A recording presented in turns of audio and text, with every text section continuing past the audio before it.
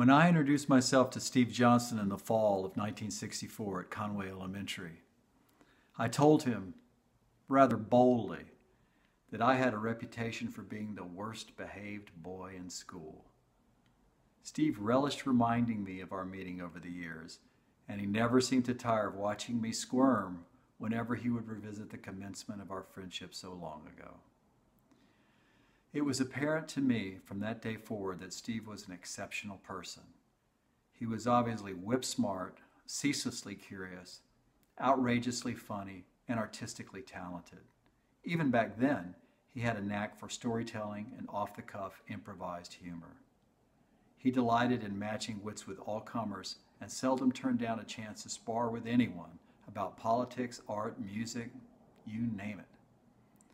Throughout the entirety of our school and continuing on into college and beyond, Steve was able to root out and reveal the absurdities and the ironies of the life that seemed to surround us. It was as though what he was observing was just more material for his warp-speed wit to shape and use. But there was much more to Steve's personality than his comedic ability. He could draw you a picture, turn a verse for an original lyric, quote a Tin Pan Alley song, which was fairly rare back then, even in college, and reference an author from the Greco-Roman world of antiquity.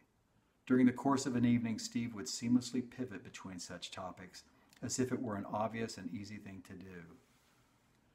Yet all of us that knew Steve were aware that such abilities are not meted out equally at birth, that he was a rare combination of intellect and originality, and that from an early age he had somehow set out on a path of inventing his own remarkable personage.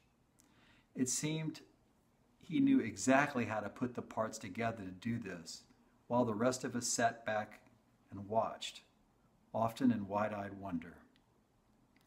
I loved Steve, and I did so many things with him over the 50-plus years that he was my friend. We wrote and listened to music together, took in movies, double-dated, went to the beach, and drank almost everything imaginable.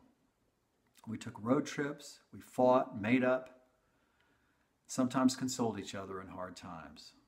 If I'm honest, Steve had a profound effect on my own intellectual development, such as it is.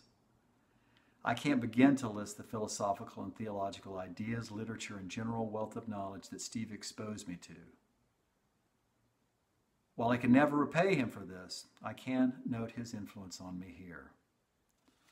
Steve and I grew up in an age where authority was routinely questioned, and this often meant the traditional sources of instruction, such as those that might have been transmitted by our teachers or parents in an earlier era, were often not the first port of call for our information and learning.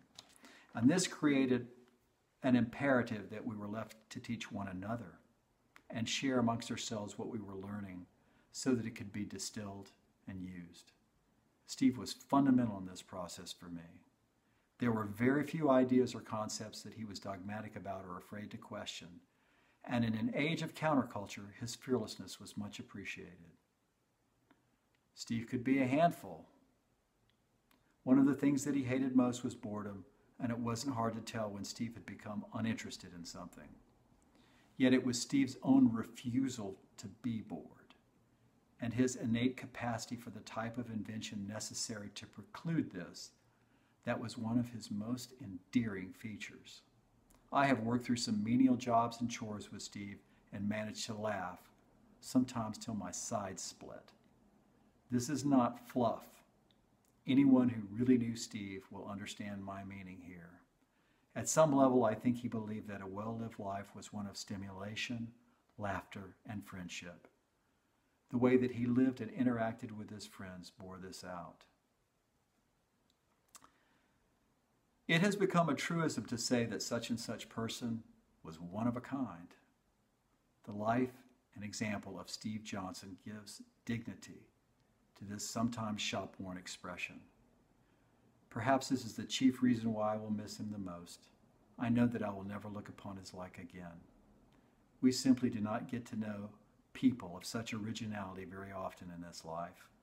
I'm so very sorry to say goodbye to him, but at the same time, so grateful to God for having had the privilege of knowing him.